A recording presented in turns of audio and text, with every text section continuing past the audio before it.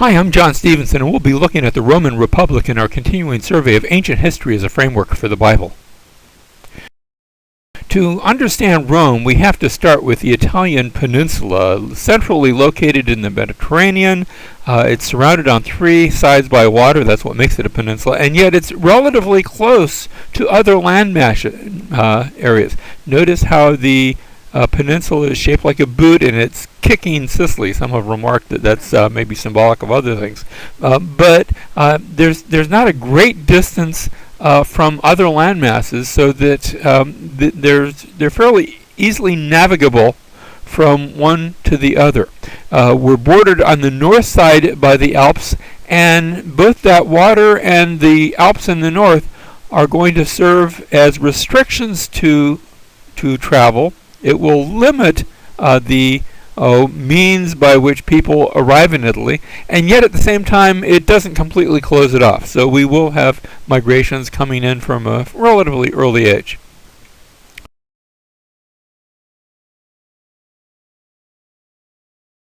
In his epic poem, the Aeneid, by Virgil, and he lived in the days of Augustus, right around the birth of Christ,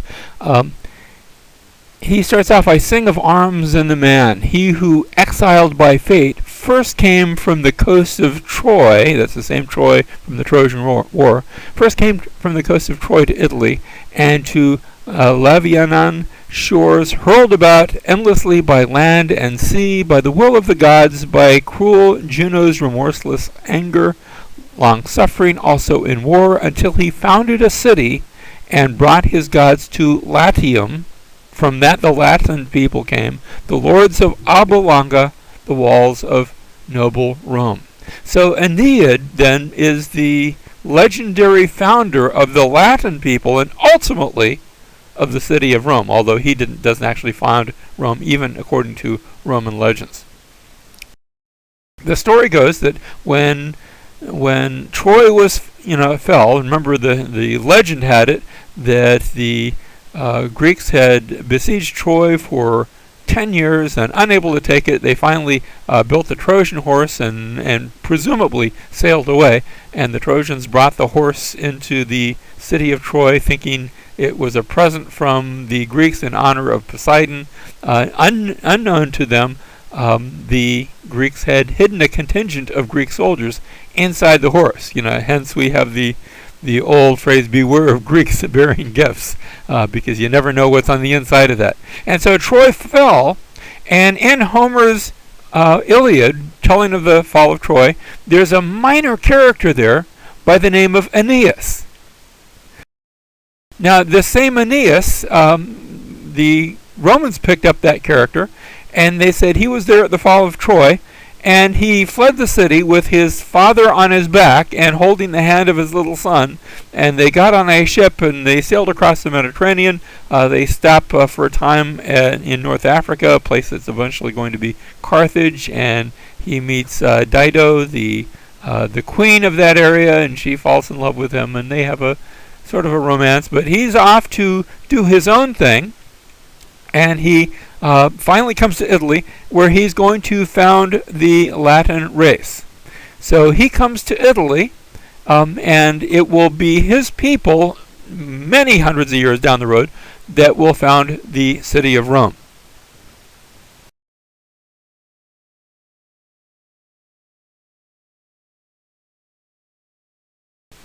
Now, as we look at the Italian peninsula, sort of an up close, we have in the northern area what we call Tuscany today. And the reason we call it Tuscany is because the Etruscans, Etruria, that's the land of Etruria, the Etruscans lived in this area. Moving southward, we have Latium, the Latin people, Campania. And then in southern Italy, we had some Greek colonies, and that's eventually going to be a source of conflict between Rome and the Greek states. To the north, we have the Gauls, and we'll speak more about them in a moment. Now, the legendary founding of the city of Rome brings in the story of Romulus and Remus. The story goes that Amulius usurped the throne of his brother Numitor. Numitor is the good guy, and it's going to be his sons. His surviving daughter has 2 sons, and they will be his grandsons. That's going to be Romulus and Remus.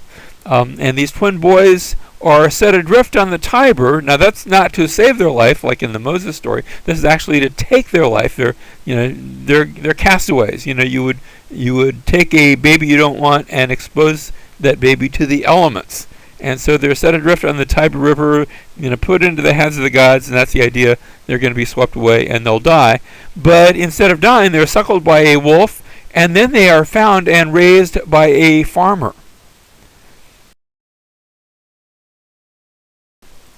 The story goes on that when they come to adulthood, the brothers overcome their evil uncle.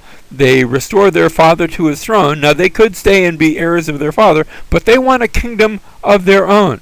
And so they go out to found a city of their own.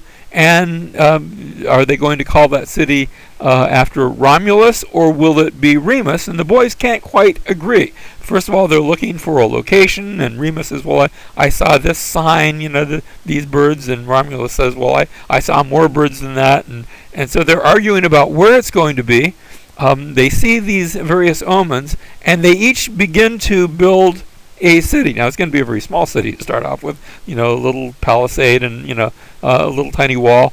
And they're, Romulus is building his wall, and Remus says, oh, that's not much of a wall. Look, I can jump over it. And they quarrel, and he jumps over, which Romulus takes as an insult, and so Romulus kills his brother Remus for, quote-unquote, invading his city.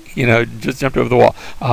Well, that's going to set the standard for Romans. Remember, this is a founding story, so like Americans might look at George Washington as the father of their country, the Romans looked at Romulus and Remus, and Romulus in particular, as the first king of their country, of their city, that develops eventually into an entire empire. Now, the city of Rome, then, will be built upon, eventually it will expand to be built upon 7 hills. And just like we can talk in America about the Windy City, and people say that's Chicago, or the Big Apple, that's New York, the city on 7 hills, that's the city of Rome. And flowing right next to the city is the Tiber River, which can form a bit of a defense, although there's no real natural defenses of the city. The Tiber isn't really going to be that much of one, because Rome's going to be on both sides of the Tiber. It will flow through the city, although really it flows on the west side of the major part of the city. Here's a picture of the Tiber with one of the bridges spanning that river. Once you had the city of Rome, there was a problem that Romulus had founded the city, and he'd gathered some men together. They eventually came to his cause, but they didn't have any wives, and so they looked at a nearby community, the Sabines, and they said, well, we need some wives. So they went down and raided. Notice one of their coins actually immortalizes this.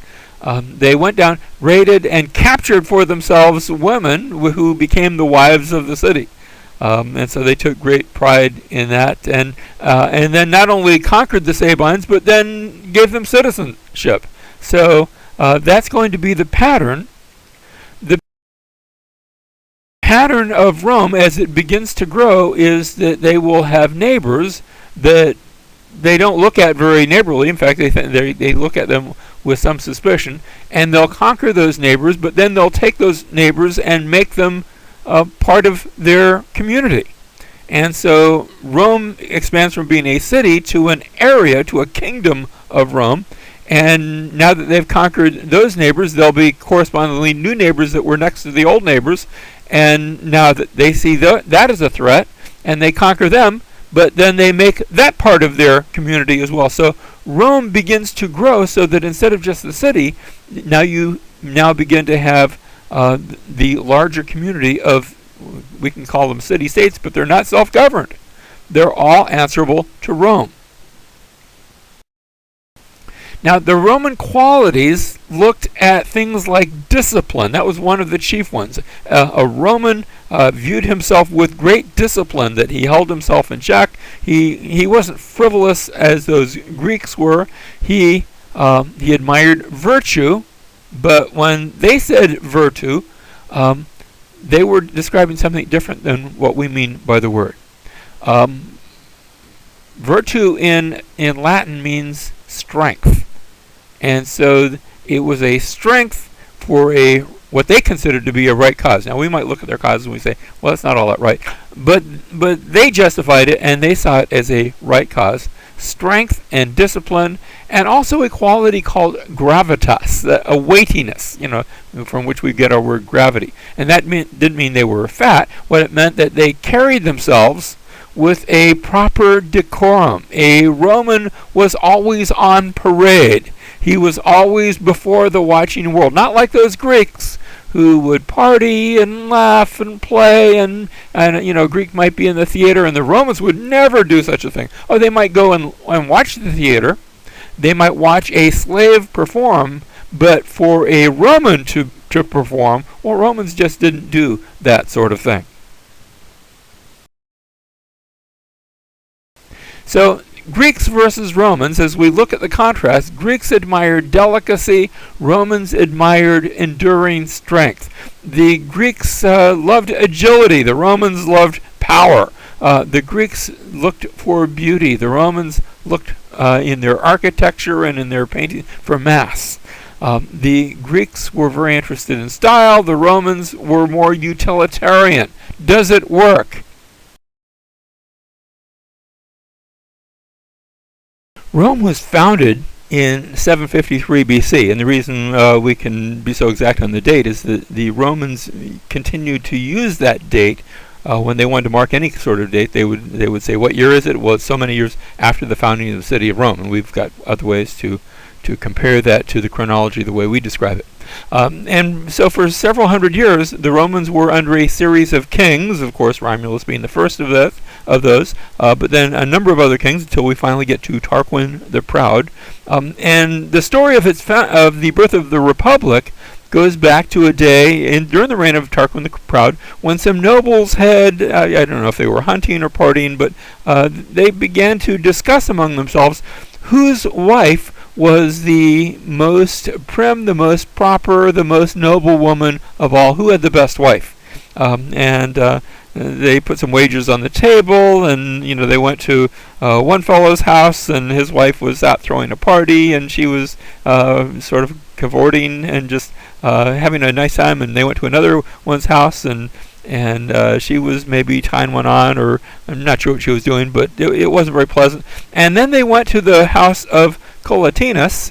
It was his wife Lucretia, and she was there preparing garments for the children and for her husband, and she was working in the home, and she was the noblest wife of all. And they all agreed that Collatinus, that his wife was the most beautiful, the most proper, the most Roman wife of all. Well, one of the partygoers there, Sextus, the son of Tarquin the Proud, began to desire this noble woman, Lucretia. And he just couldn't stop thinking about her, and finally he shows up at her home while her husband is away, and she does the hospitable thing of inviting him, can the servants take care of you? And he says, well, okay, but how about if we go to bed? And she says, oh, no, I'm married, I can't do that. And he threatens her, and he says, if you do not submit to my demands, then I'll kill you, and then I'll take a slave and kill him and put him in bed with you and make it look like you were discovered and that you were being unfaithful to her husband. She says, well, I can't have that. And so he forces her, and he mistreats her and rapes her. And then after he is gone, she sends word to her father and her husband, and they come, and she tells them the story of what has taken place, and they say, well, we understand, you were forced, but she says, I cannot allow this to continue. Other young ladies might look at my example and might think that it's okay to dishonor their husbands, and so I cannot let my example go unchanged. And she takes a knife and she commits suicide. She stabs herself and kills herself. Now, the reason I tell this story is because she is looked at as the sort of the ultimate female figure in Rome for her actions, because she was more interested in her honor than her life, and the honor of her husband and the honor of her family. Well, there's one of the friends that is there. His name is Brutus, and you don't see too many children today named Brutus. It's just sort of a brooding. We call somebody a brute. That's not a very nice name to call somebody, and it wasn't a nice name back then either. But Brutus, he's so angry, and he goes out and he appeals to the people, and he says, that's what we get for having a king, a tyrant, ruling over us. We will not abide a tyrant. We will no longer abide a king. And they drive out not only Sextus, but also Tarquin the Proud. They drive him out from being their king, and they say, we will no longer be ruled by a king. And so Tarquin is banished from Rome, and instead the Romans are going to be governed from this time forth by a republic. And instead of having a king, they're going to have a consul. But instead of having that's like a president. But instead of having just one president, they will have two at a time, two consuls. That way they can sort of balance out one another. And Brutus becomes one of those two first consuls. And so we have Brutus is the name that's associated with bringing freedom to Rome. Now, a plot is uncovered by the nobility that involves restoring Tarquin to power, because after all, the nobility, if the king's in power, he can give favors to them. If the government's being run by a republic, then any old thing might happen. And so there's a plot undertaken, and it's uncovered, and Tarquin's kept out, and the two sons of Brutus are implicated, and he orders that his two sons, even though they're his sons, because they were implicated in a plot to bring back the king, we will not abide by a king, and he orders them put to death. He calls for justice, yes, even upon his own sons. Even upon his own sons. Now, Tarquin gets a neighboring king to assist him, and there's an attack made against Rome, and the invaders, this is another legendary story, the invaders are seeking to break through across the Tiber River, and a young Roman captain by the name of Horatius is at the bridge, and he's fighting these invaders. And he says, quick, destroy the bridge so that will keep them out. And they say, well, here, back up across the bridge. And he says, no, destroy it with me on this side. And he continues to hold them off personally while they notice in the picture they're chopping the bridge up into pieces. And finally, when the bridge is no more, and Horatio is now by himself facing all those enemy, he jumps into the Tiber himself, swims across, and successfully navigates the Tiber, swims to the other side. When King Lars Porsena lays siege to the city of Rome in order to quell the new republic, in order to bring down this dangerous... kings don't want to see a republic. Other kingdoms might get the idea that they're going to have such a thing. And so Rome is put under siege now, where they're going to try to starve out the city. And a number of volunteers, and a number of them is Mucius, who volunteers to attempt to assassinate this king who is surrounding Rome. And a number of volunteers rise up, but Mucius, he is chosen to be the first attempt, and so he goes to infiltrate the enemy camp, and he is captured before he is able to perform that assassination. And when he's captured, he's threatened with torture. Tell us what you know. or we'll burn you at the stake. And they have a pan with fire, and they're ready to tie him up and light him on fire. And he takes his own hand, his right hand, and he thrusts it into the fire. That's why he's called the left-handed, because he actually burns his right hand off.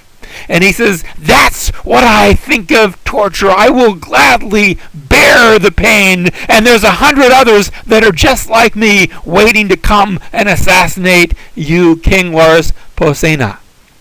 And after that, the king says, well, maybe this is a lost cause. Maybe I should just give up on the city. And he's so impressed by Mucius that he abandons his siege of the city.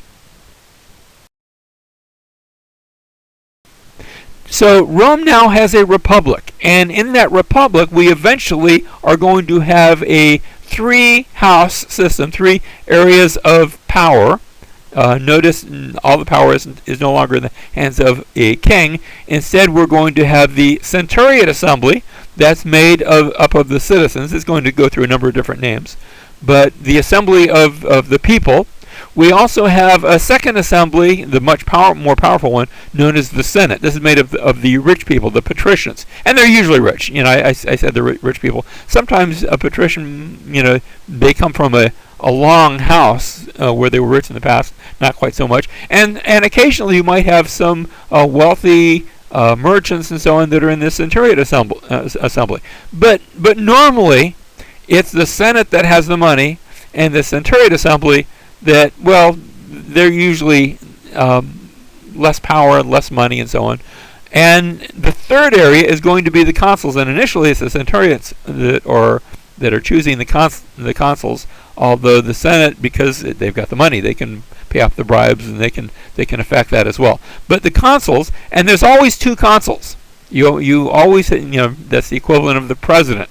And each one has the power to veto the other, at least in times of peace. Now, you can't have that happen in times of war. So in times of war, they might, one might be given authority. He might be given the authority to make dictates. So he would be called a dictator. But that's always supposed to be a temporary situation. Now, we have the Gauls invading in 386 BC, coming all the way to the city of Rome. The Romans never forgot this. This is something they would talk about throughout their history. And the story goes that the geese of Juno were disturbed as the Gauls were crossing the Tiber and climbing up to the Palatine Hill.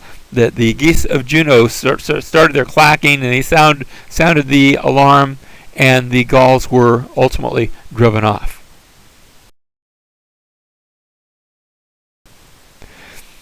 Rome, as it began to expand outward now, eventually comes into contact with the Greek colonies that are there in southern Italy.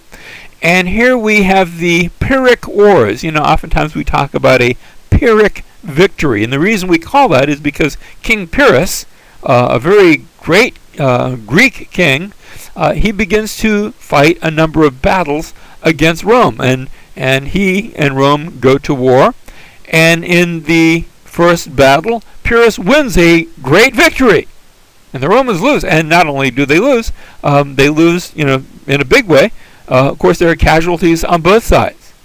But the Romans don't give up. They go and assemble another army, and they come back, and they fight a second battle, and again, the Greeks win. Again, Pyrrhus wins. But again, the casualties are very high. And Pyrrhus, he says, my goodness, if I win one more battle, I'm going to lose this whole war. Because each time he was losing soldiers, and his people were being disheartened by those losses, even though they're winning the battles. And Romans would not give up. That is their motto. We do not give up. We do not surrender.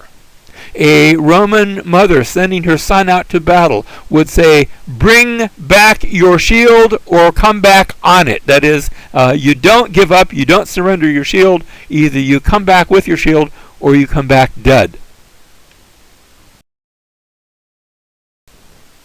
Now, as Rome continues to spread out past the Italian peninsula, it comes into contact with Carthage in the south. And Carthage is a great, that's the Phoenician Empire, had originally been one of the Phoenician colonies, but had now expanded into an empire. And there are Phoenician colonies in Spain, and now those are under Carthage, and Carthage had colonies in Spain, in Sicily, in Cyprus, in Corsica, all throughout the western side of the Mediterranean. And these two forces come into conflict. As the conflict begins, because Carthage is a very great ocean-going empire, and the Romans build a fleet of ships, and they go out to meet the Carthaginians on the high sea, and a storm comes up, and before the Romans ever find the Carthaginians, the whole Roman fleet is destroyed, because they're not very good sailors. They don't know how to do that.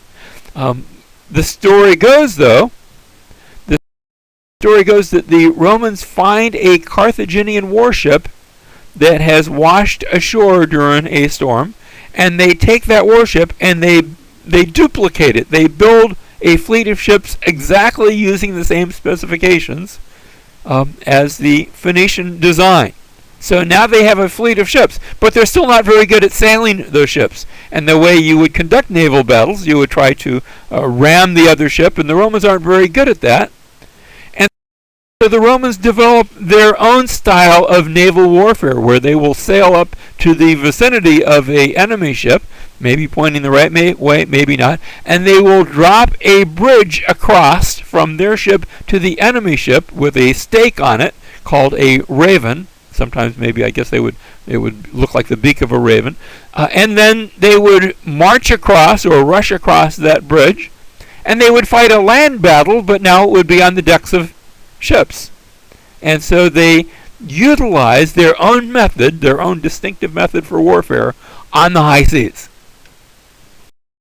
At the end of the First Punic War, Carthage has to give up Sicily and Sardinia and Corsica to Rome, so that Rome has expanded now onto those islands. The Second Punic War will be begun by Hannibal. He had been just a child at the time of the First Punic War, and he's the son of the general Hamilcar Barca. In fact, there's a city in Spain named after him. The Barca, we call it Barcelona. It's named after Hannibal. And he goes to Spain, and consolidates his power in Spain, defeats the Romans there, and then begins an invasion of Italy using the land route, marching across the Pyrenees in Spain, and then over the Alps, bringing with him war elephants from the east. This is something that had been used by the troops that Alexander the Great had faced, and the Greeks have now become used to using war elephants, and he has gotten them from Greek allies. And he takes these war elephants. Crossing the Alps was no small feat. First of all, there's tribes in the Alps that were attacking him and seeking to keep him from passing. But he comes now into the Italian peninsula with his elephants, with his armies, and in a number of successive battles,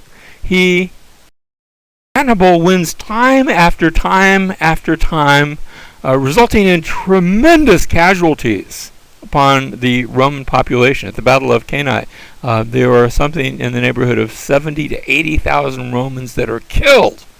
And yet the Romans would not give up.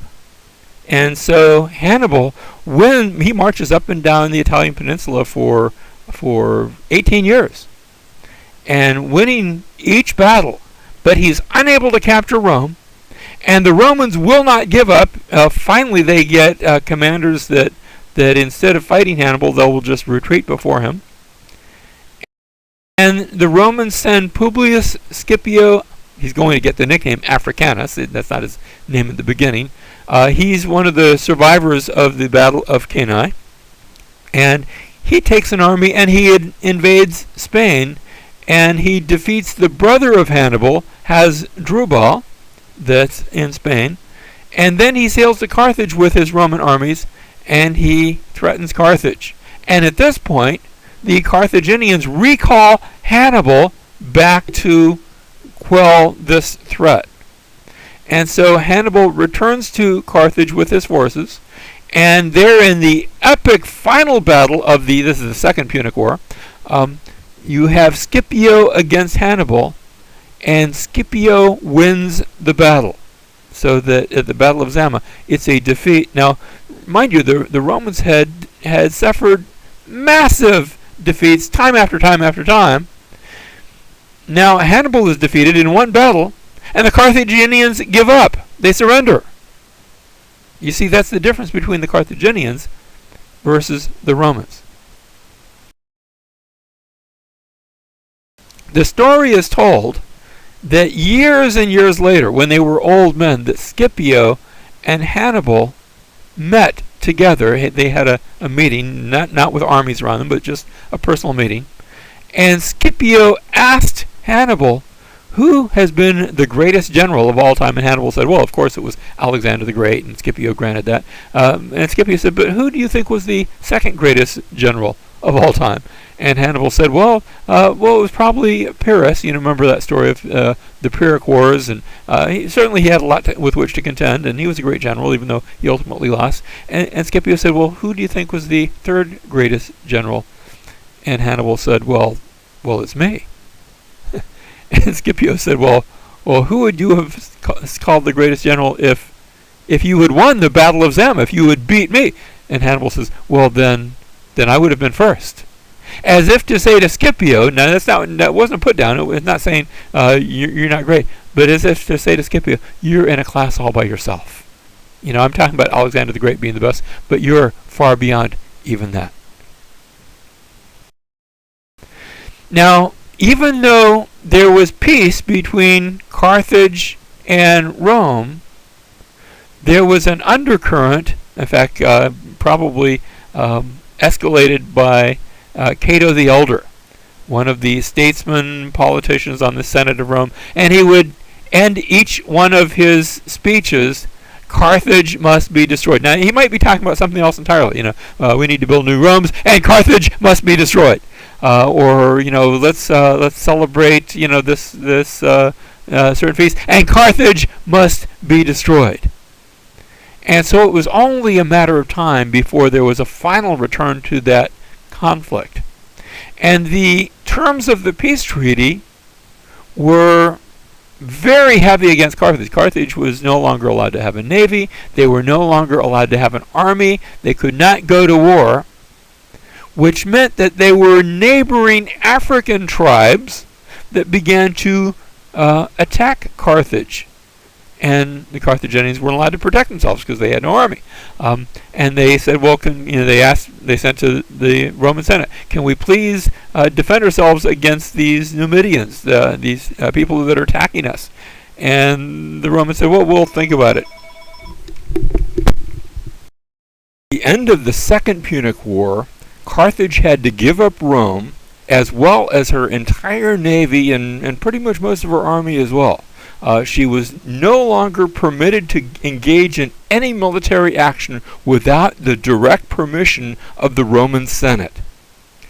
The Roman Senate, every time it met, Cato the Elder in particular would give a speech, and he might be giving a speech about the waterworks or fixing up the aqueduct, and he would end his speech, Carthage must be destroyed, or the next day he might be speaking about raising taxes, and Carthage must be destroyed. And each one of his speeches, it became a regular theme that he kept before the Senate for the next number of years, that Carthage had to be destroyed.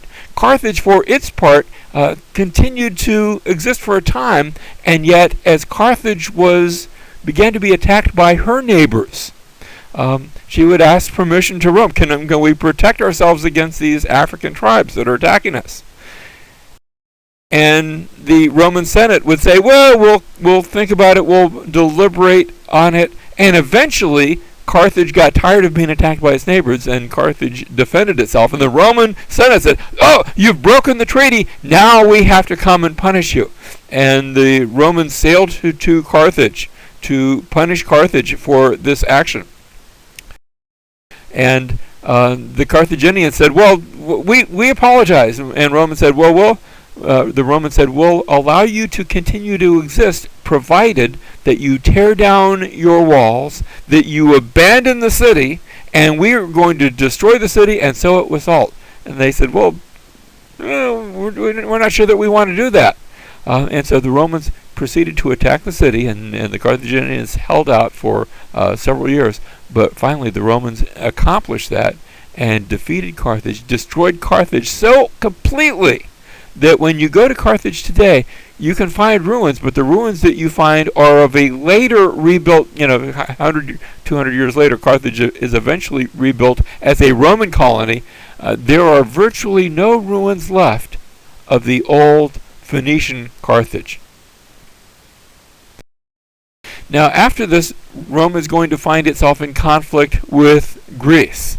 And it's going to be an interesting contrast, the Greeks with their phalanx, remember the giant spears that Philip had brought with Macedonia, versus the Roman military, where the Romans sometimes will organize, and here in the picture, they're organizing themselves into the turtle, where they overlap their shields, and yet it's highly mobile. So it's a question of the Greek mass versus the Roman mobility. For example, at the Battle of Pydna in 168 BC, the Romans were outnumbered, and yet because the battle took place on uneven ground, it was very difficult for the Greek phalanx to mobilize, and so the Greeks were routed. And this would happen. Sometimes the Romans would win, sometimes the Greeks would win. But remember, the Romans don't give up. And so eventually they conquer the Greek peninsula.